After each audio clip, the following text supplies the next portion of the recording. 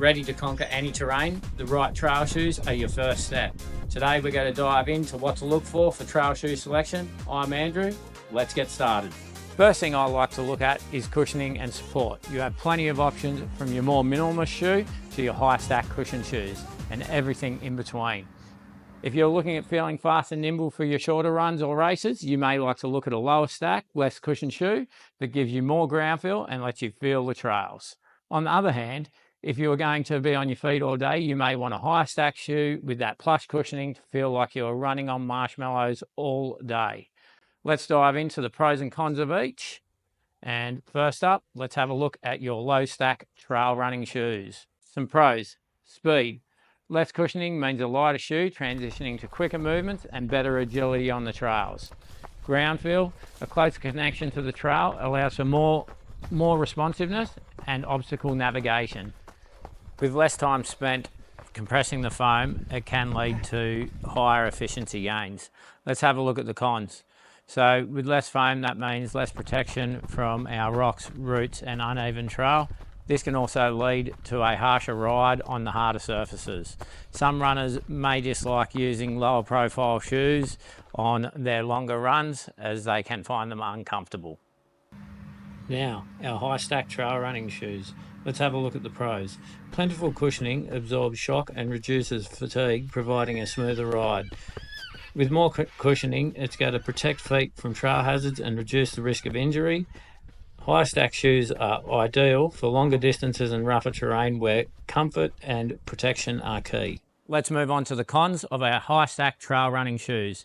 With increased cushioning, that leads to increased weight, which can make you feel a little bit slower across the trails. Also, with the increased cushioning, you're going to have less ground feel, which can hinder agility on our more technical trails. Also, with some energy spent compressing the extra foam, it can lead to losing some efficiency over longer distances. How do you make the right choice?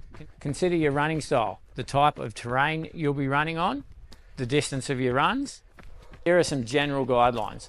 Shorter distances and faster pace, lower stacked shoes for a speedy, responsive feel. Longer distances and rougher terrain, high stacked shoes for comfort, protection and reduced fatigue. Mixed terrain, choose a shoe with a balance of cushioning and protection depending on the specific conditions. Here's a hot tip. Try on different shoes. Don't rely on online reviews alone. Visit your running store and try on different models and find the perfect fit for your feet and running style. Now let's move on to drop. What is drop? It's the differential between the heel and the forefoot in millimeters. So if you've got a 10 millimeter drop shoe, that will mean your heel is 10 millimeters higher than your forefoot. Why does drop matter? Drop influences how your foot strikes the ground and can impact overall running form. Also cushioning.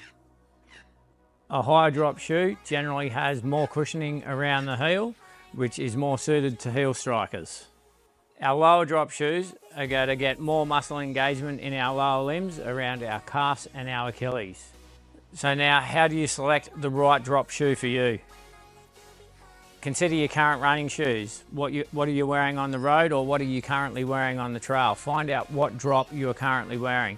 As if you're looking to moving into a lower drop shoe, you want to transition slowly, as you want your body to adapt to the forces that are going to be put through your lower limbs by moving into a lower drop shoe. As having our heel closer to the ground, it is going to increase the load through our Achilles tendon and our calf muscles. All right, let's talk about grip. Because when it comes to conquering those trails, you need a shoe that can stick with you every step of the way. Here's the lowdown. Let's have a look at some of the different rubbers. Vibram. This is a big name in the game, known for its durability and grip across various terrains. Vibram actually has different compounds like Mega Grip for sticky grip on wet surfaces, or Light Base, which has a little less rubber than the Mega Grip. Asics, they have their Asics Grip. Asic's own rubber compound is designed for enhanced traction on both wet and dry surfaces. Now another brand, the North Face. Their Surface Control Grip is a high traction outsole technology found in many of their trail running shoes. It's designed to provide excellent grip and stability on a variety of terrains, including wet rocks, mud and loose dirt. This grip is also designed to be self-cleaning, which helps to remove mud and debris from the shoe sole and maintain traction. Different rubbers offer varying levels of stickiness, durability and flexibility. Some excel on wet surfaces while others are better suited for dry, rocky terrain. Now let's have a look at the lugs. Deeper lugs dig into soft ground, so like your mud and your loose dirt, for better traction. Your shallower lugs are better for your harder packed trails and offer a smoother ride. Now the pattern of your lugs, the spacing and arrangement of the lugs is very important also. Widely spread lugs are great for shredding mud. Your multi-directional lugs provide grip when moving uphill and downhill. Now, how do you find your grip? Have a look at the trail conditions. Think about the trails you frequent. Are they muddy, rocky, or a mix? What about your running style? Aggressive runners may prefer deeper, more aggressive lugs for better grip while conquering the trails. Personal preference. Some runners simply prefer the feel of certain outsoles. Testing. Head in store, check out the different types of grips, feel how they feel underfoot on a hard surface and a soft surface if you can. Also, check out reviews. See what other runners are saying about the grip of different shoes in online reviews and forums. By paying attention to the rubber compound and lug pattern, you can find a shoe that provides the confidence-inspiring grip you need to tackle any trail. Comfort and fit. You can't go past comfort when you're looking for your trail shoes. The thing I like to look for is a breathable upper that allows good airflow in and out, keeping your feet cool and preventing sweat build-up. This is especially important for longer runs and warmer temperatures. A comfortable upper material should feel soft against your skin and not cause any irritation or abrasions. Now we also want to look for a good lockdown. So your midfoot fit, a good midfoot lockdown helps to secure the shoe to your foot, preventing any slippage and providing good stability. This is particularly important for trails with uneven terrain like your technical rocky trails. You also want to look at the heel cup. A well-designed heel cup will hold your heel in place, reducing heel slippage and providing additional support. Now, how do you find the right fit for you? Try on shoes in person. Don't buy trail running shoes online without trying them on first. Different brands and models can fit completely differently. Wear the same socks you'll be running in. This will give you the most accurate fit. Walk around and run in the shoes. Take some time to test them out and see how they feel on your feet. Consider your foot shape. Some shoes are designed for a specific foot type, such as narrow, medium or wide. Don't be afraid to ask the sale assistants for help in the running stores, as they can help you find the right shoe for you. Now remember, a comfortable and well-fitting upper is essential for a great trail running experience.